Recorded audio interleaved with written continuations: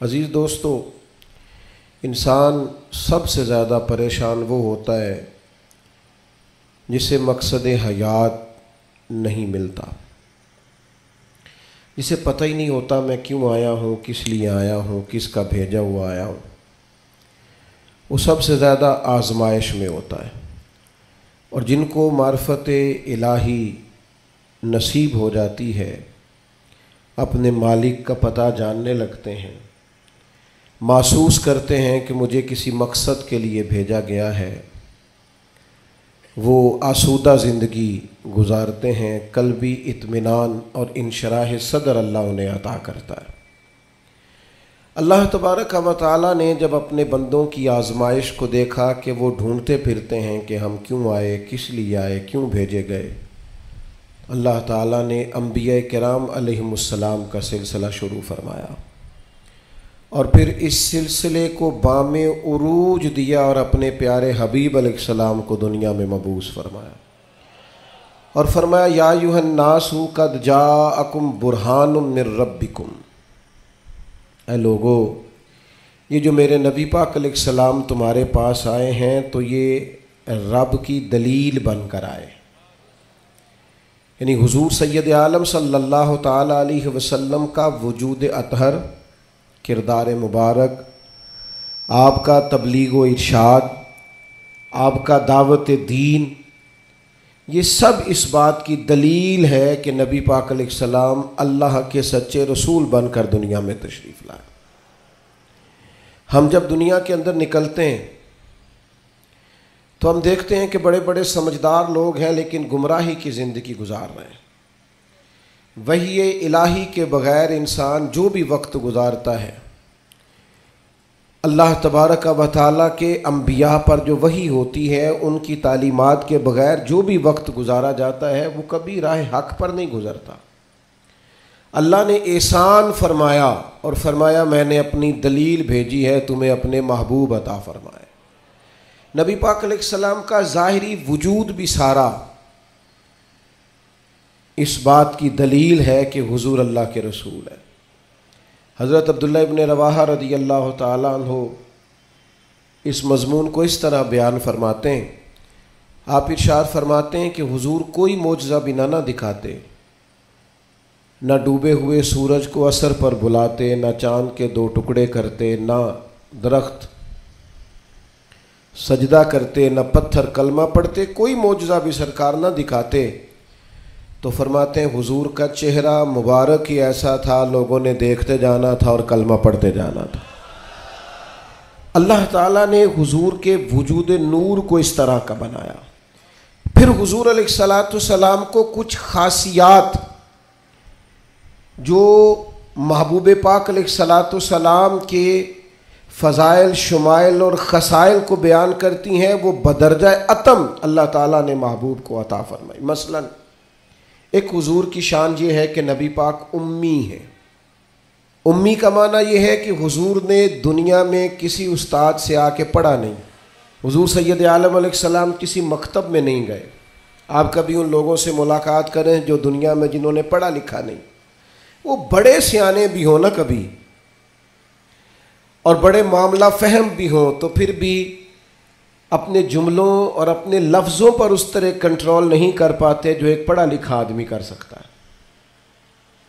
نبی پاک علیہ السلام امی ہیں، سرکار نے دنیا کے کسی استاد سے نہیں پڑھا، لیکن یہ دلیل ہے نا میرے نبی کے سچا رسول ہونے کی کہ حضور نے علم و حکمت کے وہ موتی عطا فرمائے ہیں کہ دنیا حیران رہ گئی۔ یعلمہم الکتاب والحکمہ، اللہ فرماتا ہے یہ تمہیں کتاب بھی سکھائیں گے اور دانائی بھی سکھائیں گے۔ جو فلسفیوں سے کھل نہ سکا اور نکتہ وروں سے حل نہ ہوا، وہ راز ایک طیبہ والے نے بتلا دیا چند اشاروں میں۔ حضور علیہ السلام دانائی، حکمت، تدبر، فہم و فراست۔ آپ سرکار کا کوئی ایک فرمان پڑھ لیں، حضور کی کوئی ایک حدیث پاک آپ لے لیں، اس کی معنویت میں اتریں، اس کی گہرائی اور گہرائی کو آپ دیکھیں، آپ حیران ہو جائیں گے۔ صدیوں کے ادیب، شاعر، حکما وہ اپنا سارا کلام لا کے وہاں قربان کر دیں تو گرد راہ تک نہیں پہنچ سکتے. جو تدبر اللہ تعالیٰ نے نبی پاک علیہ السلام کو عطا فرمایا. آپ غور کریں, حضور مدینہ طیبہ تشریف لائے. اب پیار کرنے والا ہر آدمی ہی قابل اکرام ہوتا ہے. محبتوں کا خراج ہمیشہ انسان کو قرضدار رکھتا ہے.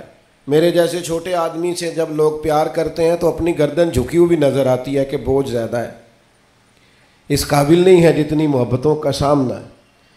تو اب سب محبت کرنے والوں کی دل جوئی کرنا, ان کے معیار پر پورا اترنا, ان کے معاملات کو دیکھنا, یہ آسان کام نہیں ہوتا. کسی درویش نے کہا تھا میں دوست تھوڑے بناتا ہوں, اس لیے کہ دوست زیادہ ہوں تو حقوق بھی زیادہ ہوتے ہیں. تو میں اتنی وسعت نہیں رکھتا کہ میں سب کے حق ادا کر سکوں. نبی پاک علیہ السلام مدینہ طیبہ تشریف لائے تو ہر آدمی کی خواہش ہے حضور میرے گھر آئیں, حضور میرے گھر آئیں. اور جو بھی وہاں عرض گزار ہے اور پیغام دے رہا ہے, سب کے سینے بھی کھلے ہوئے ہیں, دل بھی کھلے ہوئے ہیں, آنکھیں پلکیں فرش راہ کیے ہوئے ہر آدمی منتظر ہے کہ محبوب میرے گھر میں ہے. بڑا امتحان ہے, کس طرح کر کے سب کی چاہتوں کا جواب دیا جائے. تو یہ ذرا دیکھیے اس امی لقبی محبوب کی حکمت اور دانائی. محبوب فرمانے لگے بھی میری جو اونٹنی ہے نا یہ معمور من اللہ ہے, میں گویا خود نہیں فیصلہ کرتا میں نے کہاں جانا ہے, جہاں اونٹنی بیٹھ جائے گی میں مہمان بن جاؤں گا. انداز دیکھیے, نبی پاک علیہ الصلوۃ والسلام نے نا اونٹنی کی لگامیں اس کی گردن پر ڈال دیں. اب وہ اونٹنی چلتی جا رہی ہے, تھوڑی آگے جا کے ایک جگہ پہ وہ بیٹھ گئی, لیکن اس کے بیٹھتے ہی حضور اترے نہیں, محبوب بیٹھے رہے. ابھی سرکار کی اونٹنی پوری طرح بیٹھی نہیں تھی, پھر اٹھ کے کھڑی ہو گئی اور تھوڑا سا آگے چلنے کے بعد حضرت ابو ایوب انصاری کے دروازے کے سامنے بیٹھ گئی. اور وہ اس طرح بیٹھی کہ اس طرح جم کے بیٹھی کہ اس نے اپنی گردن بھی بچھا دی. جب اطمینان سے اونٹنی بیٹھ گئی, نبی کریم اترے, جناب ابو ایوب انصاری رضی اللہ تعالیٰ عنہ کے گھر میں جلوہ فراز ہوئے. یہ وہ دانائی تھی میرے کریم محبوب کی, وہ حکمت تھی کہ کسی محبت کرنے والے کو اعتراض کیا ہونا تھا, سب کا قربان ہونے کو دل کر رہا تھا. ہمارے ہاں تو 4 بچے ہوتے ہیں اور ہم کسی ایسی دانائی کا مظاہرہ نہیں کرتے کہ ان کے اندر برابری کر سکیں. ہم اس سمجھ بوجھ کا لحاظ ہی نہیں کرتے. ہمارے ایک استاد تھے تو وہ اکثر کہا کرتے تھے, جن کو پڑھانے کی ڈیوٹی لگاتے ان سے کہا کرتے تھے کسی طالب علم سے چڑ نہ جانا, اسکول کے, کالج کے, مدرسے کے کسی بچے سے چڑ نہ جانا. تم اگر کسی سے چڑ گئے تو اس کا مستقبل خراب ہو جائے گا, اس لیے کہ تم ذاتی اناد پال لو گے. بچہ بڑا لائق ہے لیکن تمہارا فرما بردار نہیں, تم چڑھ گئے ہو, تم بات بات پہ ڈانٹتے ہو, بالآخر وہ ساری تباہی ہو گئی, بدگمان ہو گیا. نبی پاک علیہ الصلوۃ والسلام امی ہیں, لیکن یہ میرے محبوب کی نبوت کی اعلیٰ دلیل ہے کہ اللہ تعالیٰ نے محبوب کو حکمت, تدبر, دانائی. ہم دانا نہیں ہوتے, شعور نہیں رکھتے, فہم و فراست کا. وہ عارف رومی کہتے ہیں کہ ایک شخص بادشاہ تھا, اس نے خواب دیکھا. خواب میں دیکھا کہ اس کے سارے دانت ٹوٹ گئے. اس نے ایک معبر کو بلایا, تعبیر کرانے والے کو, اس سے کہا اس کی تعبیر کیا ہے؟ اس نے کہا جناب اس کی تعبیر یہ ہے کہ آپ کے سارے رشتہ دار آپ کی زندگی میں فوت ہو جائیں گے. اب وہ بادشاہ اتنا ناراض ہوا, اس نے وہ تعبیر کرنے والا بھی قتل کروا دیا. اس نے کہا وہ بھی کوئی زندگی ہے جس میں نہ بھائی ہو, نہ بہن ہو, نہ بچے ہو, نہ بیوی ہو, نہ ماں ہو, نہ باپ ہو, مروا دیا. ایک اور آدمی تعبیر کرنے والا تھا پر وہ دانا بھی تھا, اس کو بلایا اور بلا کر بادشاہ نے کہا میں نے خواب دیکھا ہے, خواب میں میرے سارے دانت ٹوٹ گئے, تعبیر بتائیں. تو وہ کہنے لگا بادشاہ مبارک ہو, اس کی تعبیر یہ ہے کہ اللہ تعالیٰ خاندان میں سب سے لمبی عمر آپ کو عطا فرمائے گا. بادشاہ نے اسے انعام دیا, کہا تو جیتا رہ, کیا تو نے بات کی ہے. اب میری بات کو سمجھیے گا، تعبیر اس نے بھی وہی بتائی ہے جو پہلے والے نے بتائی، لیکن پہلے والے نے کہا تیرے سارے رشتہ دار تیری زندگی میں فوت ہو جائیں گے، اس نے اسے بھی مروا دیا۔ بات اس نے بھی وہی کی ہے، لیکن بات گرچہ بے سلیقہ ہو کلیم، پر بات کرنے کو سلیقہ چاہیے۔ آپ بے سلیقہ بات بھی کریں پر سلیقے سے تو کریں، کوئی لہجہ ہی نہیں، حکمت ہی نہیں، کوئی دانائی نہیں۔ دوسرے نے کہا اللہ تعالیٰ آپ کو سب سے لمبی عمر عطا کرے گا، تو بات پھر بھی وہی ہے کہ باقی سارے چلے جائیں گے اور آپ موجود ہوں گے، لیکن اس میں دانائی ہے نا، حکمت ہے نا۔ فتح مکہ کا موقع تھا، عجیب حالات درپیش ہوئے۔ اسلام کا جھنڈا حضرت سعد ابن عبادہ رضی اللہ تعالیٰ عنہ کے پاس تھا، بڑے عظیم صحابی۔ بدر کے موقع پر جس آدمی نے اپنے جذبات سے ماحول گرما دیا وہ حضرت سعد بن عبادہ، ہمیشہ اگلی صفوں میں مجاہدوں کی رہنے والے، مال خرچ کرنے والے، نڈار آدمی، لیکن جھنڈا ان کے ہاتھ میں تھا۔ حالات کچھ اس طرح کے پیدا ہوئے کہ بعض لوگوں نے مطالبہ کیا ان سے جھنڈا لیا جائے، اور کوئی معقول وجہ نہیں تھی، لیکن بعض اوقات نا حالات ایسے بن جاتے ہیں۔ اب حضور علیہ السلام کی بارگاہ سے مطالبہ ہو رہا ہے کہ آپ جناب سعد بن عبادہ سے جھنڈا لے لیں۔ یہ نوجوانوں سے بالخصوص عرض کروں گا کہ علم بھی تبھی بندے کو فائدہ دیتا ہے جب اس کے ساتھ کچھ بندے کو شعور بھی ہو، ہنر بھی تبھی فائدہ دیتا ہے جب اس کے ساتھ کچھ نہ کچھ دانائی بھی ہو۔ شیخ سعدی فرمایا کرتے تھے ایک من علم ہونا تو سنبھالنے کے لیے 10 من عقل کی بھی ضرورت ہوتی ہے، ورنہ ضائع ہو جاتا ہے سارا۔ دانائی، تدبر، یہ دیکھیے امی لقبی محبوب سے ہم نے دانائی سیکھنی ہے، تدبر سیکھنا ہے، فہم و فراست سیکھنی ہے۔ زندگی میں شعور کس کو کہتے ہیں یہ حضور ہمیں سکھائیں گے۔ کہ جناب حضرت سعد بن عبادہ کو اتارنا ہے۔ اب بڑے بڑے دانا صحابہ کہہ رہے تھے یا رسول اللہ کوئی ایسی بات نہیں ہے، حالات اس طرح کے ہیں، کیسے یہ فیصلہ کریں گے؟ تو حضور نے فرمایا کوئی مشکل نہیں، اتار دیتے ہیں، بدل دیتے ہیں، ان سے منصب لے لیتے ہیں۔ یا رسول اللہ یہ آسان نہیں ہے، کیسے؟ فرمایا ابھی دیکھنا تم، یہ اللہ تعالیٰ نے میرے محبوب کو حکمت کے خزانوں کی کنجیاں عطا فرمائی۔ نبی کریم علیہ السلام نے فرمایا سعد بن عبادہ جھنڈا دے دیں آپ واپس، اب آپ لشکر کے علم بردار نہیں رہے۔ انہوں نے بوجھل ہاتھوں سے جھنڈا تھما ہوا تھا، پریشان تھے کہ کوئی ایسی بات نہیں۔ جب حضور نے کہا دیں تو وہ غلام تھے، سانو قید سجن دا گہنا ہے، وہ جینجے رکھے ایسا اونج رہنا ہے۔ انہیں اسی وقت جھنڈا تھما دیا، خوش ہو کے تھما دیا۔ لیکن یہ میرے محبوب کی حکمت ہے، محبوب نے جناب سعد بن عبادہ سے جھنڈا لیا اور قریب ان کے جوان بیٹے کھڑے تھے، محبوب نے جھنڈا انہیں دے دیا۔ فرمایا کمان تیرے ہاتھ میں ہے۔ باپ کا قد اس وقت 10 فٹ زمین سے اونچا ہو جاتا ہے جب اس کا بیٹا اس کی جگہ پہ بیٹھ جاتا ہے۔ وہ کہتا ہے میری فکر گئی، میں اب بے فکر ہوں۔ جب انہی کے بیٹے کو وہ منصب ملا تو اب حضرت سعد بن عبادہ کے چہرے کی کیفیت یہ تھی کہ وہ گویا اپنی آنکھوں اور اپنے چہرے سے بتا رہے تھے میں تو خود جھنڈا پکڑ کے اتنا راضی نہیں تھا جتنا اپنے بیٹے کے ہاتھ میں دیکھ کے راضی ہوں۔ یہ آپ تدبر سیکھیں۔ میں اپنے نوجوانوں کو دیکھتا ہوں جذباتی مزاج، بھاگتے دوڑتے، بے چین، پریشان، الجھے ہوئے۔ ابھی میں ملک سے باہر تھا، میرے ساتھ اکثر ایسے ہوتا ہے، بیرون ملک جو لوگ ہوتے ہیں نا وہ زیادہ پریشان ہوتے ہیں پاکستان کے حالات کو لے کر، وہ زیادہ خبریں دیکھتے ہیں۔ تو ایک صاحب مجھ سے کہنے لگے پاکستان کے حالات، میں نے کہا بالکل ٹھیک ہے، یہ اتار چڑھاؤ ہے، زندگی کے ساتھ چلتا ہے، بے چینی نہیں، بے قراری نہیں، الجھاؤ نہیں، ہر وقت کا اضطراب نہیں، دانائی، تدبر، حکمت، معاملہ فہمی، یہ ہمیں ہمارے رسول پاک نے عطا فرمائی۔ آپ اپنی زندگی کو سلیقے سے گزاریں، قیمتی بنائیں۔ آپ اپنے وجود سے بڑا کام لے سکتے ہیں، لیکن کیا ہے؟ دانائی نہیں ہے، جذباتی مزاج، اور جذباتی پن ہماری طبیعتوں کا حصہ ہے۔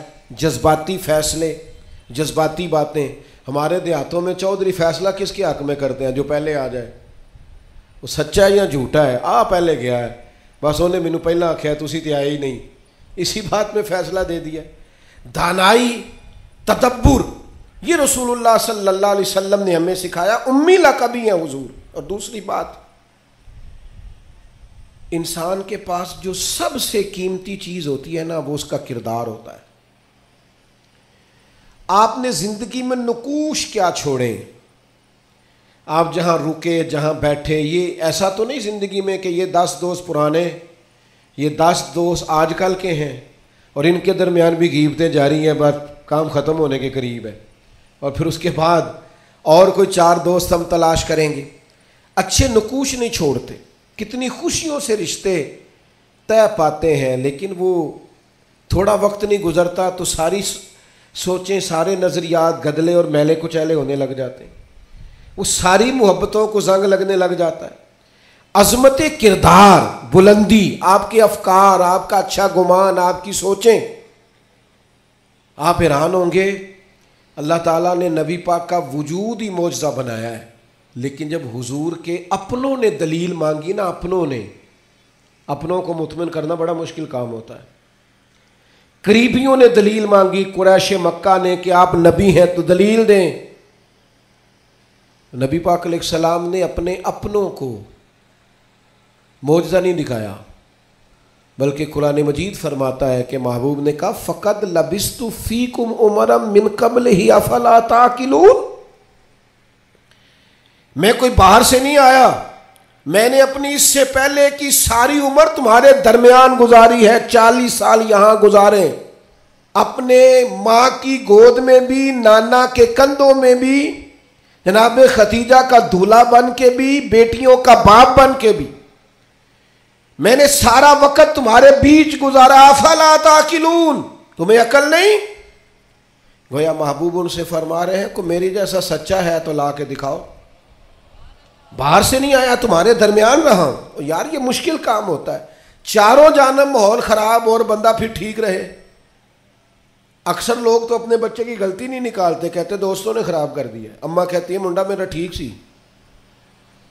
دوستوں نے خراب کرتا ہے۔ میں نے کہا چلیں اچھی طرح سے سوچ لیں، ہو سکتا ہے دوست ٹھیک ہوں، آپ کے بچے نے سارا ماحول گڑبڑ کر دیا ہو۔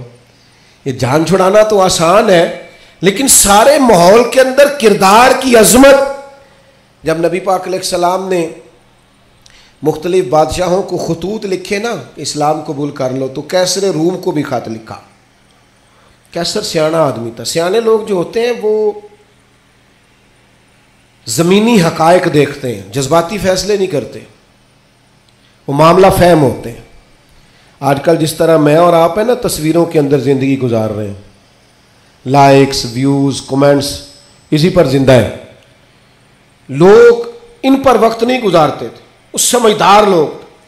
کیسر روم کے پاس میرے محبوب کا خط گیا، اس نے فوراً نہیں فیصلہ کیا، کہنے لگا کوئی، ورنہ بہت سارے ایسے بدبخت بھی تھے معاذ اللہ جنہوں نے حملے کی تیاری شروع کر دی، ہمیں خط لکھا ہے اسلام قبول کرو ہم حملہ کریں گے، لیکن یہ سیانا آدمی تھا۔ اس نے لوگوں سے کہا یہاں اگر کوئی سردار آیا ہوا ہو نا، مکے کا، تجارت کی غرض سے سردار آیا کرتے، کوئی سردار آیا ہوا ہو تو میری ملاقات کراؤ۔ جناب ابو سفیان ابھی مسلمان نہیں ہوئے تھے، اور ہر جنگ میں قریش مکہ کی لیڈ وہ کرتے تھے، وہ ان دنوں وہاں گئے ہوئے تھے، تجارت کی غرض سے بلا لیا۔ اب کیسر نے سامنے کھڑا کیا، بخاری شریف سے لے کر کتب سیرت میں تمام جگہ، کتب احادیث میں آپ کو الفاظ کے اختلاف کے ساتھ لیکن مفہوم ایک ہی یہ روایت ملے گی۔ کیسر نے سوال کرنے شروع کیے جناب ابو سفیان سے۔ پہلے پوچھا آپ کون ہے؟ کہا میں سردار ہوں۔ کوئی رشتہ؟ کہنے لگے جس محبوب نے آپ کو خط لکھا ہے میں رشتے میں چچا ہوتا ہوں۔ کہنے لگے بتائیے، اس محبوب نے دعویٰ نبوت کیا ہے، ان کے خاندان میں ماضی قریب میں کسی اور نے بھی کیا ہے؟ کہا نہیں۔ کہا کوئی بادشاہ گزرا ہو ان کے خاندان میں قریب کا؟ کوئی نہیں۔ کہا یہ بتائیے ان کے ماننے والے امیر ہیں کہ غریب؟ تو ابو سفیان کہنے لگا ماڑے بندے، ماڑے بندے۔ میں آپ مجھ سے ناراض نہ ہوئیے گا، لیکن محفل میلاد میں بھی ماڑے بندے آتے ہیں، سیاسی سماجی لوگ بھی آتے ہیں کسی سے ادھاری ٹوپی لے کے، ان کا خیال ہوتا ہے چلو میلاد کی محفل کی بھی قیادت جلدی سے ہم لے لیں، جلوس بھی جلدی سے قبضہ کر لیں، کل کو ان لوگوں کے پاس بھی جانا ہے الیکشن کے دنوں میں۔ لیکن غریب لوگ، پر ہمارا حال یہ ہوتا ہے کہ جس کو 35 سال ہو گئے فجر کی اذان پڑھتے، وہ بیچارہ میلاد کی محفل کی بھی صدارت نہیں کر سکتا۔ وہاں بھی جن کے ہاتھوں میں نوٹوں کی دتیاں اچھی ہوں ان کی سیٹیں اگلی ہوتی ہیں۔ یہ ذوق ٹھیک نہیں، یہ اس محفل کے وقار کے حق میں نہیں۔ یہ بات، یہ بڑی بلند و بالا محفل ہے، اس کا معیار اور ہونا چاہیے۔ پوچھا سردار نے، ابو سفیان بتائیے ماننے والے کون ہیں؟ کہ غریب غریب۔ فرمایا یہ بتاؤ تمہاری کبھی ان سے جنگ بھی ہوئی ہے؟ کہا ہوئی ہے۔ کہ نتیجہ کیا نکلا؟ کہا کبھی ہم فتح یاب ہوئے کبھی وہ۔ کہنے لگا اچھا یہ بتائیں ان کے ماننے والے گھٹ رہے ہیں بڑھ رہے ہیں؟ ابو سفیان کہنے لگا جی بڑھ تو روز بروز رہے ہیں، اور نتیجہ خیز ہو رہی ہے دعوت۔ اس نے کہا اچھا یہ بتائیں جنہوں نے دعوی نبوت کیا ہے کیا کبھی انہوں نے جھوٹ بھی بولا ہے؟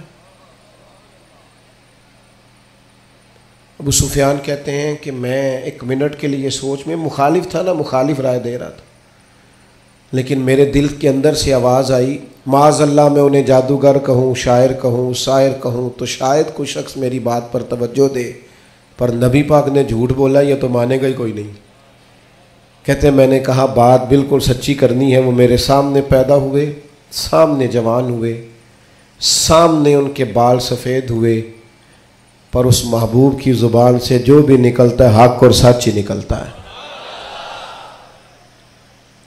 میں کیسے آپ کو یہ بات عرض کروں کہ بغیر وجہ کے لوگ جھوٹ بولتے ہیں، ان کا کوئی فائدہ نہیں، کوئی دنیاوی نفع بھی نہیں، جان بوجھ کے ڈینگے مارتے ہیں، بڑکیں، کوئی لینا دینا ہی نہیں، بلا وجہ جھوٹ یہ انسان کے کردار کو داغدار کر دیتا ہے۔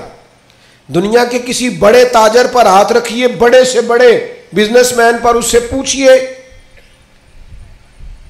کہ تمہاری بزنس میں کامیابی کی وجہ کیا بنی؟ انویسٹمنٹ زیادہ کی تھی، پڑھے لکھے زیادہ تھے؟ تو آپ کو ہر بزنس مین کہے گا صرف اللہ نے میرا مارکیٹ میں اعتبار بنا دیا تھا۔ جس کا اعتبار مارکیٹ میں اچھا ہوتا ہے، لوگ کہتے ہیں بندہ ٹھیک ہے، سچ بولتا ہے، اس کا کاروبار چلتا ہے۔ کبھی جھوٹ اور بددیانتی اور فریب سے بھی قومیں آگے بڑھی۔ ابو سفیان کہتے ہیں مجھ سے پوچھا، ایک سوال یہ بھی تھا ان سوالوں میں کہ خاندان کیسا ہے؟ تو میں نے کہا خاندان تو قریشی اور ہاشمی ہے، اعلیٰ خاندان محبوب کا۔ تو کہتے ہیں میں نے کہا بادشاہ کو نتیجہ ہی دے، اتنے تو نے سوال کیے۔ تو کہنے لگا نتیجہ تو نکل آیا ہے۔ تم نے کہا ماننے والے غریب لوگ ہیں، تو نبیوں پر ہمیشہ پہلے غریب لوگ ہی مان لاتے ہیں۔ تم نے کہا ماننے والے بڑھ رہے ہیں، تو یہ ان کی صداقت کی دلیل ہے کہ ہر روز دعوت اور پیغام اور ماننے والے بڑھ رہے ہیں۔ تم نے کہا وہ اعلیٰ نسب ہے، تو نبی اللہ ہمیشہ اونچے خاندانوں میں بھیجا کرتا ہے۔ تم نے کہا انہوں نے کبھی جھوٹ نہیں بولا، تو سردار سچ بتانا، جو بندہ بندوں سے جھوٹ نہیں بولتا وہ یہ جھوٹ کیوں بولے گا کہ میں اللہ کا رسول بن کے آیا ہوں؟ نتیجہ تو نکل آیا۔ اسیر دشمن کی چاہ میں بھی، مخالفوں کی نگاہ میں بھی وہ امی ہے، صادق ہے، معتبر ہے، میرا پیغمبر عظیم تر ہے۔ کردار کی جو عظمت ہے نا، کردار کی، یار آپ کی اور میری زندگی کچھ اصول تو ہونے چاہیے، کچھ قاعدے، کچھ ضابطے، جدھر کی ہوا ہوئی ادھر کے ہی ہو گئے۔ آج کل یہ نیا والا فیشن ہے لہذا یہ اپنا لو۔ بھئی ہم کوئی ہوا کے دوش پہ ہیں، کوئی لاوارث ہیں، اپنی کوئی تہذیب نہیں، تمدن نہیں، مزاج نہیں، طبیعت نہیں، یعنی جس طرح کا ماحول ہے اس طرح کے بن جاؤ۔ کردار میں کچھ قاعدے زندگی میں بنانے چاہیے، کچھ اصول وضع کرنے چاہیے، کچھ چیزیں طے کرنی چاہیے کہ مجھے ان حدود سے آگے نہیں بڑھنا۔ مومن کی اپنی ایک ذاتی شخصیت ہوتی، اس کا ایک اپنا رکھ رکھاؤ ہوتا ہے، اس کی اپنی ایک وفاداری ہوتی۔ آپ جائیے اپنے بزرگوں سے ملیے، دیہاتوں کے لوگ کیا کہتے ہیں؟ وہ کہتے ہیں بس بھائی میں دوستوں کے ساتھ آتا جاتا تھا، گھومتا پھرتا تھا، اب یہ کام نہیں کرنا، اب میرے بیٹے کو میرا جوتا پورا آنے لگ گیا ہے، اب مجھے وزادار ہونا ہے۔ میں کیسے اپنی ملت کے نوجوانوں کو سمجھاؤں کہ تو گھٹنوں تک اگر اپنا لباس آدھا کر لے تو پتہ نہیں تیری کتنی کوئی گرمی کم ہو جاتی ہے اور کس قدر زیادہ آسودگی اور آسانی محسوس کرتے ہو۔ حالانکہ گھر میں بہنیں ہیں، بیٹیاں ہیں، ماں ہیں۔ بندے کی ایک اپنی وزاداری بھی ہونی چاہیے، اس کے کچھ قاعدے، ضابطے، اٹھنا بیٹھنا، اصول بھی ہونے چاہیے۔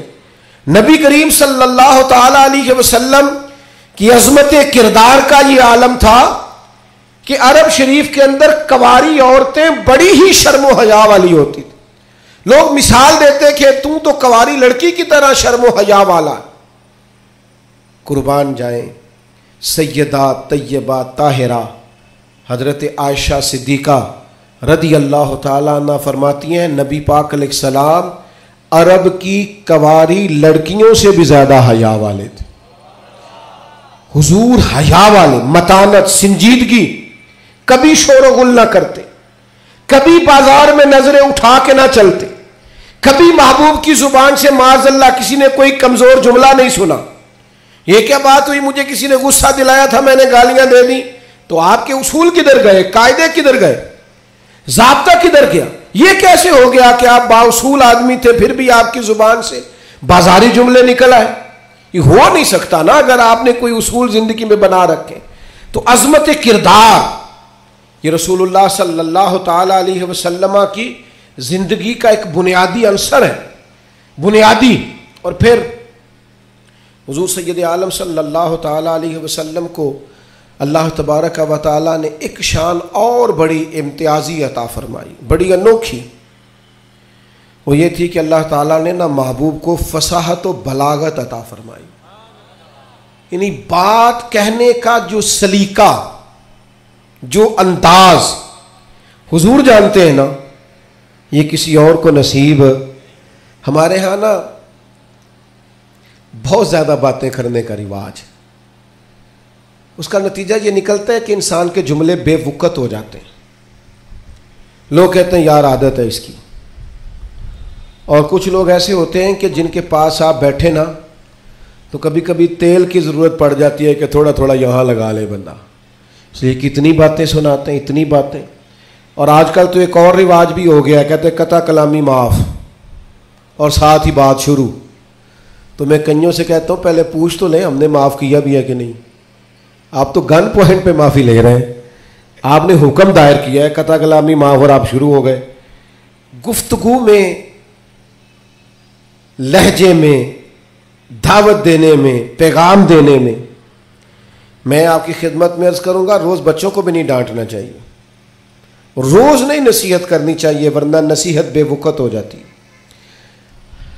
روز ہی انسان کو اس طرح کا ماحول نہیں بنانا چاہیے وہ اس کی طبیعت ٹھہراؤ والی ہو، یعنی سکوت جو ہوتا ہے نا، چپ خاموش آدمی وہ لگتا ہے کہ کوئی طوفان لیے بیٹھا ہے، لگتا ہے کہ یہ اس وقت کسی خاص گہرائی اور گہرائی میں اتر کر کوئی اچھی منصوبہ بندی کر رہا۔ نبی پاک علیہ السلام کو اللہ نے بڑی فصاحت و بلاغت عطا فرمائی، لیکن اس کے ساتھ ساتھ اللہ تعالیٰ نے علم کے خزانوں کی کنجیاں دیں۔ سرکار جب بات کرتے نا تو صحابہ فرماتے ہیں ہر جملہ دوسرے جملے سے جدا ہوتا، اس طرح حضور بولتے کہ اگر کوئی لفظ گننا چاہتا تھا تو گن بھی سکتا تھا۔ یعنی بات وہ ہمارے ہاں اکثر نا محافل میں ایسا ہوتا ہے کہ وہ بعض اوقات بڑی سادی سی بات بھی اتنے جوش کے ساتھ کی جاتی ہے کہ میری طرح کا طالب علم سوچنے لگ جاتا ہے کہ یہ بات تو آرام سے بھی کی جا سکتی تھی، اس میں اتنا پریشان ہونے کی ضرورت، یہ سادی سی بات تھی، آپ بڑے خوبصورت لہجے میں بھی کہہ سکتے تھے۔ اللہ تعالیٰ نے محبوب کو فصاحت دی، بلاغت دی، معاملہ فہمی دی، اور حضور علیہ الصلاۃ والسلام بڑے ٹھہرے ٹھہرے انداز میں بات کرتے، لیکن جب بات کرتے تو حضور نہ بات کا رخ بدل دیتے، یعنی بندہ سوچ رہا ہے اس رستے جانے کی، لیکن کریم کی حکیمانہ بات بندے کا رستہ چینج کر دیتی، وہ بالکل انسان ڈائریکشن بدل لیتا کہ نہیں یار یہ رستہ ٹھیک ہے۔ اب بات کو سمجھیے گا، ایک ہوتا ہے بندے کے پاس مال نہیں تو وہ فقیر ہے، کچھ لوگ ایسے ہوتے ہیں کہ وہ امیری میں فقیری کرتے ہیں، مالدار ہوتے ہیں، بڑا اللہ نے دیا ہوتا ہے، لیکن ان کے مزاج سے دولت نہیں چھلکتی، عہدہ نہیں چھلکتا، وہ درویشوں کے ساتھ بیٹھتے ہیں، سادہ طرز زندگی۔ یہ بھی نبی پاک علیہ السلام کا خاصہ ہے، حضور کی نبوت کی دلیل ہے کہ نبی پاک نے فقیرانہ زندگی کو اختیار کیا۔ آپ ذرا انداز دیکھیے، حضرت عمر رضی اللہ تعالیٰ عنہ کہتے ہیں میں ملنے کے لیے پہنچا تو موٹے بان کی چارپائی، حضور اس پر آرام فرمائے، فرماتے ہیں جب میں گیا تو سرکار اٹھ کے بیٹھے، اور جب حضور اٹھے نا تو آپ کی کمر مبارک سے نا ذرا کپڑا ہٹا۔ وہ جنہوں نے پرانی موٹے بان کی چارپائیاں دیکھی نا، منجدی منجی جنہوں کہی دس، تو وہ کبھی اٹھتے تھے نا سو کے تو کمر پر نشان چھوڑتی تھی۔ حضرت عمر رضی اللہ تعالیٰ عنہ اپنے مزاج کے لحاظ سے دلیر آدمی تھے، لیکن جناب فاروق اعظم رضی اللہ تعالیٰ عنہ نے محبوب کو اس حال میں اٹھتے دیکھا تو آنکھوں میں آنسو آ گئے، اور حضرت عمر نے نا ایک فکر بیان کی، ایک ڈائریکشن بیان کی، اپنی سوچ عرض کی حضور کی بارگاہ میں، عرض کی یا رسول اللہ صلی اللہ تعالی علیہ وسلم،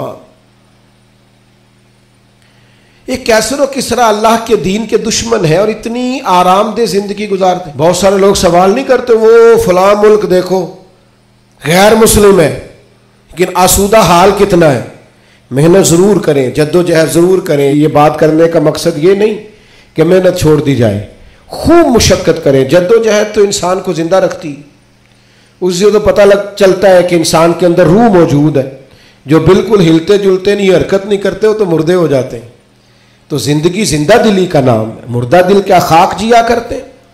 لیکن یہ سوچ کا یہ زاویہ بھی دیکھیے، حضرت عمر نے عرض کی یا رسول اللہ صلی اللہ تعالی علیہ وسلم، وہ کیسر و کسرا اللہ کے دین کے دشمن اتنی آسودہ آسان زندگی گزارتے اور آپ محبوب ہو کے، اب یہ ایک زاویہ ہے سوچ کا، لیکن نبی پاک علیہ السلام نے اس زاویے کو نیا رستہ دیا، یعنی سوچ یہ ہے کہ آپ محبوب ہیں اور ظاہری طور پر یہ وقت مشکل ہے، دوسری جانب دشمن ہے، اور یہ گاؤں تک یہ لاؤ لشکر، یہ آسان زندگی، حضور نے سوچ ہی بدل دی، فرمایا عمر کیا تم یہ پسند نہیں کرتے کہ وہ دنیا میں تھوڑی سی آسانی لیں اور آخرت میں رسوا ہو جائے، اور فرمایا کیا تم یہ پسند نہیں کرتے ہم دنیا میں تھوڑی سی مشقت اٹھائیں اور آخرت کی ساری عزتیں اللہ ہمیں ہی عطا فرما دے۔ یہ ایک ایسی سوچ تھی کہ جناب عمر کہتے ہیں میرا زاویہ نگاہ ہی بدل گیا کہ جنت میں جئیں گے من چاہی زندگی، وہاں اللہ کے انعامات سے بھرپور لطف اندوز ہوں گے، وہاں اللہ تبارک و تعالیٰ اور اس کے محبوب کے قرب میں ان نعمتوں کو محسوس کریں گے، اور حضور نے زاویہ بدل دیا۔ یقین ایک شخص نے آ کے کہا یا رسول اللہ مجھے آپ سے محبت ہے، حضور نے فرمایا سوچ کے کہو۔ یہ ویسے ہم سے نہیں آج کوئی بھی کہہ سکتا، سوال ہی نہیں پیدا ہوتا، میں عاشق رسول ہوں تو کوئی بندہ کہے سوچ لے اچھی طرح، کہنے تو نے یہ کیسے بات کر دی، میرے سے بڑا عاشق ملے گا نہیں ڈھونڈنے سے۔ کہا یا رسول اللہ آپ سے محبت ہے، تو فرمایا سوچ لو، یا رسول اللہ آپ سے محبت ہے، فرمایا پھر سوچ لو۔ 3 بار حضور نے کہا، اس نے کہا حضور مجھے ہے محبت، تو پھر نبی پاک نے فرمایا فقر کے لیے تیار ہو جاؤ، آزمائش کے لیے تیار ہو جاؤ، یاری تیری سونا پر آزمائشاں تیریاں اگ، یہ سونا پرکھیا جامد ہے پر نہ لگاں دے لگ، آزمائش کی تیاری کرو، یعنی ایسا نہیں ہے کہ مجھ سے محبت کرو گے تو بڑی آسودہ زندگی، ہر وقت آرام دہ وقت گزرے گا، یہ شہادت گاہ الفت میں قدم رکھنا لوگ آسان سمجھتے ہیں مسلمان ہونا، یا آپ کا خیال ہے کہ فلاں آدمی دیکھو کتنی موج میں ہے۔ میں اکثر کہا کرتا ہوں جو بندہ بڑا ہوتا ہے نا اس کے دکھ بھی اتنے بڑے ہوتے ہیں، اس کی آزمائشیں بھی اتنی بڑی ہوتی ہیں، قد کاٹ کے حساب سے آزمائش ہوتی ہے لوگوں کی۔ یاد رکھنا نبی پاک علیہ الصلوۃ والسلام نے سوچوں کو نیا زاویہ دیا. فقیرانہ زندگی، یعنی بہت زیادہ مال ہے حضرت عثمان غنی کے پاس، لیکن سارا اللہ کی مخلوق پر بانٹنے کے لیے رکھا ہوا ہے. خود اگر پیوند لگے کپڑوں سے بھی گزارا کرنا پڑتا ہے تو وہ سکھی ہیں، آسان ہے. ایک دن بھی نہیں مانگا حضرت بلال حبشی نے کہ یا رسول اللہ میرا بھی تو مکان ہونا چاہیے نا. کیوں؟ کہ حضور نے معراج سے واپس آ کے کہا تھا میں نے تمہارے چلنے کی آواز جنت میں بھی سنی ہے. تو جن کے محل بنے ہوئے تھے سوچیں بدلی ہوئی تھی، انہوں نے پھر اپنے زاویہ نگاہ کچھ اور بنایا. بس بات سمیٹنے کی طرف آ رہا ہوں. ایک چوتھی بات نبی پاک علیہ الصلوۃ والسلام کے نبی ہونے پر اللہ تعالیٰ کی طرف سے برہان ہونے پر بڑی دلالت کرتی، وہ یہ ہے کہ میرے رسول پاک نہ طبیب روحاں ہیں، حضور دلوں کے طبیب ہیں. یعنی کچھ چیزیں ایسی ہیں جو انسان کے ظاہر کو سنوار دیتی ہیں لیکن باطن پیاسا رہ جاتا ہے. آپ نے بہت سارے لوگ دیکھے ہوں گے، یہ انزائٹی بھلا کس گھر میں زیادہ آتی ہے،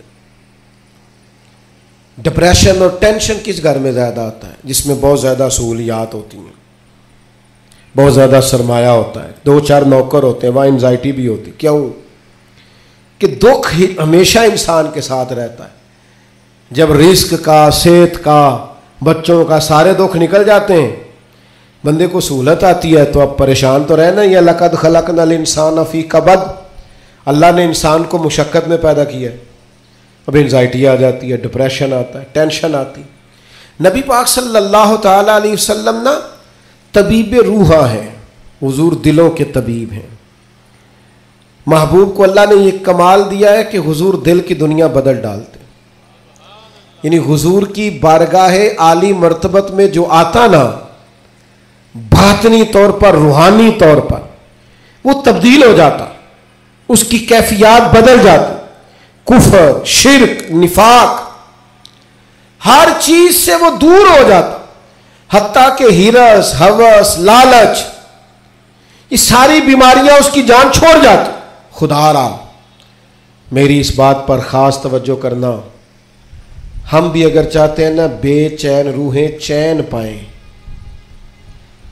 تو پھر نا کوئی ایک بات حضور کی لے لے زندگی میں. ایک بات، ایک شخص صدر ہوا بہت بڑے غیر مسلم ملک کا، اس سے لوگوں نے کہا کہ آپ منشور دیں. یہ جو پہلی تقریر کرتے ہیں نا وزیر اعظم یا صدر، وہ تقریر دستور ہوتی ہے، منشور ہوتی ہے، میں یہ کروں گا، میں یہ کروں گا.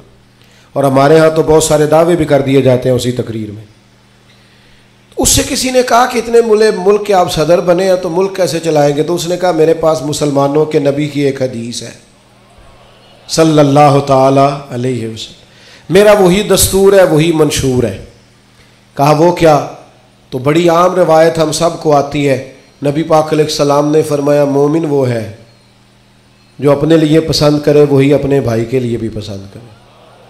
وہ کہنے لگا بس میں نے طے کر لیا ہے، جو میرے اور میرے بچوں کے لیے اچھا ہوگا سارے ملک کے لیے وہی کریں گے.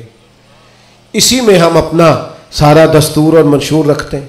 حضور سید عالم صلی اللہ تعالی علیہ وسلم کا کمال یہ تھا کہ حضور کی بارگاہ میں جو لوگ آتے تھے وہ قلبی اطمینان محسوس کرتے تھے. قلبی، آپ اندر سے مطمئن ہو نا تو سادی روٹی بھی لذت دیتی ہے، لیکن ذہنی طور پر آپ کسی آزمائش کا شکار ہو تو جتنے مرضی اچھے کھانے پکا لیں. حضور کی بارگاہ عالی مرتبت میں کمال یہ ملا لوگوں کو کہ انہیں اطمینان قلبی، فقیری میں بھی. سیدہ طیبہ طاہرہ حضرت خدیجہ الکبریٰ رضی اللہ تعالیٰ 20 گویا کنیزیں تھیں جناب خدیجہ کے گھر کام کرنے، ملکہ تھیں وہ تو گویا مکے کی، لیکن جب نبی پاک کی بارگاہ میں آئیں تو سارا مال خیرات کر دیا. وہ جن کے کام کوئی کرتا تھا وہ خود چولہے میں ایندھن جلاتی، وہ خود کھانا پکاتی، سارے کام کاج کرتی. آپ اچھی طرح جانتے ہیں کہ بندہ غریب سے امیر ہو تو وقت گزر جاتا ہے، خدا نہ خواستہ امیری سے غریبی آ جائے تو عادتیں اب اور بن چکی ہوتی ہیں، حالات خراب ہو جاتے ہیں. جناب خدیجہ رضی اللہ تعالی عنہا اس قدر زیادہ مطمئن تھی اپنی وہ زندگی پر کہ محبوب کے لیے کھانا پکا کر وہ باورچی خانے سے نکلی اور لا کر حضور کی بارگاہ میں پیش کیا تو حضور فرمانے لگے ختیجہ آپ کے آنے سے پہلے جبریل امین آ گئے اور انہوں نے آن کر کے فرمایا ہے کہ یا رسول اللہ ختیجہ آ رہی ہے، ختیجہ کا رب کہتا ہے میرا ختیجہ کو سلام کہہ دیجئے گا۔ وہ راحت، وہ اطمینان، وہ قرار، وہ سکون۔ حضرت مصعب ابن عمیر رضی اللہ تعالیٰ عنہ بڑی امیر ماں کے بیٹے تھے۔ مکہ شریف میں سب سے اعلیٰ گھوڑا، سب سے اچھے کپڑے اور سب سے مہنگا رہن سہن شارحین نے لکھا اس شخص کا تھا، حضرت ابن عمیر رضی اللہ تعالیٰ۔ لیکن مشکات میں حدیث ہے، حضرت مولا علی شیر خدا حدیث کے راوی ہیں، فرماتے ہیں ایک دن حضرت مصعب ابن عمیر رضی اللہ تعالیٰ عنہ مسجد نبوی میں آئے تو ان کی حالت یہ تھی کہ ٹاٹ کا لباس پہنا ہوا تھا، کلمہ پڑا ہے، مسلمان ہوئے ہیں، حالات کا سامنا ہے، وقت نے اور طرح کا رخ اختیار کر لیا ہے اور ایک پیر میں گویا جوتا ہے دوسرے میں نہیں ہے، کوئی کام کیا چلے گئے۔ حضرت علی کہتے ہیں وہ چلے گئے پر حضور کی آنکھوں میں آنسو آ گئے اور کریم فرمانے لگے دیکھو یہ وہ تھا جو بڑا شاہانہ وقت گزارتا تھا، میری محبت نے اس کا کیا حال کر دیا۔ لیکن حضرت مصعب ابن عمیر سے جب بھی کسی نے پوچھا حال کیا ہے تو انہوں نے کہا جو اطمینان اللہ نے اب عطا فرمایا ہے نا، جو سکون، وہ قرار، چونکہ مقصد حیات ہاتھ آ گیا نا، معرفت الہی مل گئی ہے نا، ہم نے نبی پاک علیہ السلام کی صورت میں اللہ کی وہ دلیل دیکھ لی ہے نا، زندگی کسی کام لگ گئی ہے، ہمیں اپنا اٹھنا بیٹھنا کام کرنا نتیجہ خیز محسوس ہونے لگا، کچھ زندگی کو کوئی کام مل گیا، میری خانہ بدوشی کو گھر نصیب ہو گیا، مجھے کو رستہ میسر آ گیا، تو لہٰذا اطمینان قلبی، چین، سکون، یہ بہرحال اسی رستے میں موجود ہے جو رستہ رسول پاک نے عطا فرمایا۔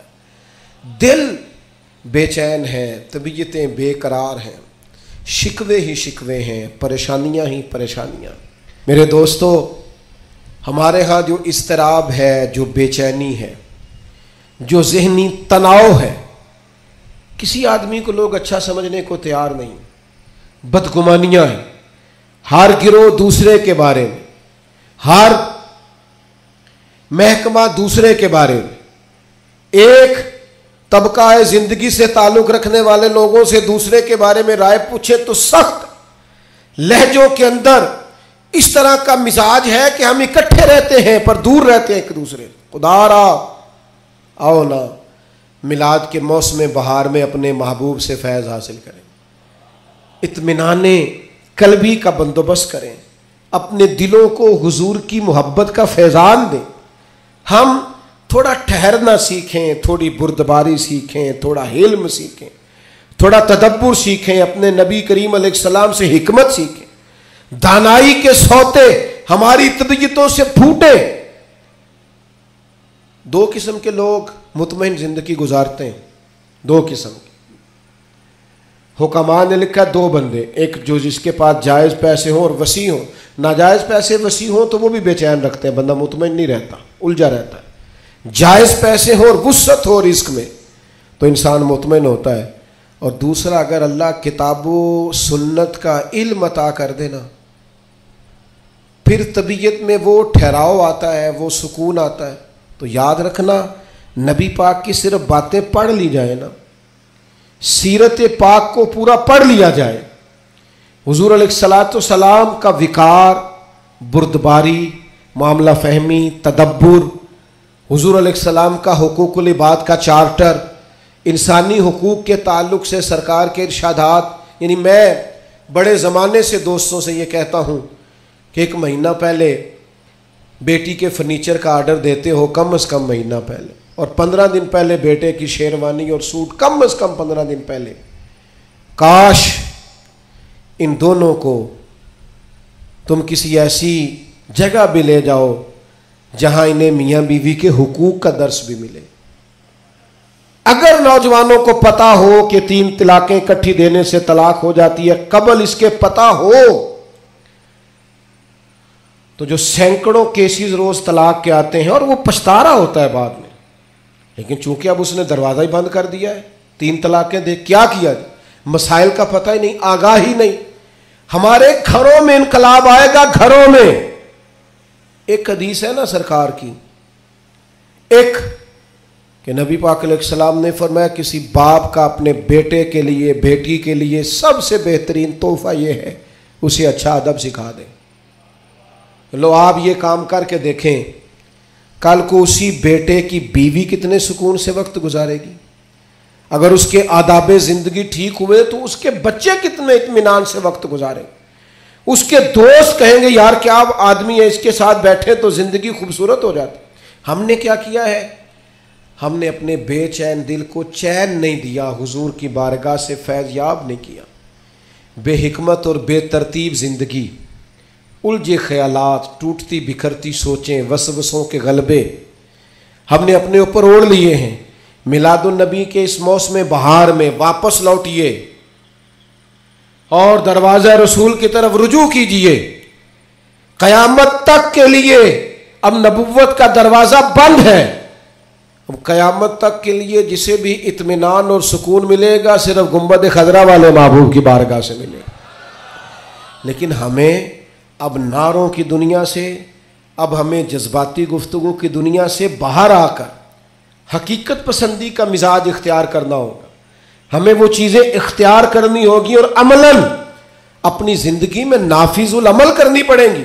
پھر آپ دیکھیے گا خود بخود کہ بڑے الجھے ہوئے لوگوں کی زندگی میں بھی آپ اپنے آپ کو مطمئن پائیں گے۔ درویش کیوں مطمئن رہتے تھے؟ خواجہ معین الدین اجمیری رحمۃ اللہ علیہ جب بہت حملے ہونے لگے ہندوؤں کی طرف سے تو آپ کے حالات میں لکھا ایک شخص نے آپ کو کہا بے چین نہیں ہوتے، اسی طرح خیمے میں اکیلے سو جاتے ہیں، حالانکہ حالات اتنے خراب ہیں۔ تو خواجہ صاحب فرمانے لگے میں کو لوارث ہوں، عقیدہ توحید والا ہوں، حالات خراب ہو گئے تو کیا ہوا، بچ گیا تو تبلیغ کروں گا، دنیا سے چلا گیا تو شہادت کی زندگی نصیب ہو جائے گی۔ ہر طرح سے خیر ہی خیر ہے، دونوں جانب سے کرم ہی کرم ہے۔ تو مومن کی یہ شان ہوتی ہے کہ وہ تو مطمئن ہوتا ہے، اس کو تو اللہ تبارک و تعالیٰ سکون عطا کرتا ہے۔ لیکن ہمارا الجھاؤ اب خطرناک ہو گیا۔ تو 4 باتیں میں نے آپ کی خدمت میں عرض کی۔ ایک تو حکمت، حضور امی ہے، پردانائی، تدبر، معاملہ فہمی، اور دوسری بات رسول اللہ صلی اللہ علیہ وسلم نے ہمیں عظمت کردار سکھائی۔ اپنی زندگی کے چاروں جانب اصولوں کی دیوار کھڑی کریں، اپنے اصولوں کی روشنی میں آپ جئیں۔ کوئی آ رہا ہے کچھ جا رہا ہے، یہ کام چلتا رہے، لیکن آپ کو اپنے اصول توڑنے نہیں ہیں۔ وہ قائد اعظم ملنے آئے نا حضرت امیر ملت سے، دیر سے آئے، رات کو دیر سے۔ حضرت امیر ملت نے لانگری کو بلایا، کہا کھانا تازہ پکاؤ، تو کہنے لگے مجھے سالوں بیت گئے، میں نے رات کو کبھی کھانا نہیں کھایا۔ تو حضرت امیر ملت کہنے لگے مجھے آدھی صدی ہونے کو ہے، میں نے بغیر کھانا کھلائے مہمان سونے کا بھی نہیں دیا۔ آپ کے اصول ہیں تو ہمارے بھی اصول ہیں، تو روٹی کھا گئی سوئیں گے۔ تو بڑے متاثر ہوئے، کہنے لگے کہ یہی نظم تو حسن ہے زندگی کا۔ کہا میں آج اپنا اصول توڑتا ہوں، اس لیے کہ آپ کا اصول زیادہ شستہ ہے، خوبصورت، نکھرا ہو، تو کچھ اصولوں میں زندگی انسان گزارے۔ تیسری بات فصاحت، بلاغت، آپ کو بات کہنی آتی ہو، معافی ضمیر آپ کو بیان کرنا آتا ہو، آپ گفتگو کا سلیقہ رکھتے ہوں۔ اور چوتھی گزارش جو میں نے آپ کی خدمت میں عرض کی ہے وہ یہ ہے کہ ہمیں اب اطمینان قلبی کی طرف بڑھنا ہے، حضور سے فیضان لینا ہے، دل بدلنے والا، ظاہری حلیے نہیں۔ آپ مجھ سے ناراض نہ ہوئیے گا، لیکن میں اکثر یہ روتا رہتا ہوں کہ صرف پگڑی باندھنا، داڑھی رکھنا اور مسواک کرنا ہی سنت نہیں، سچ بولنا بھی سنت ہے، اور دل صاف رکھنا بھی حضور کی سنت، دیانتداری بھی سنت، جد و جہد کرنا یہ بھی سنت۔ تو حضور نے جو کل دین ہمیں دیا ہے اس پر عمل کرنے کی کوشش کریں۔ اللہ تعالیٰ آپ کی اس خوبصورت اور پروقار تقریب کو اور ہماری حاضریوں کو قبول فرمائے۔ وما علینا الا البلاغ المبین۔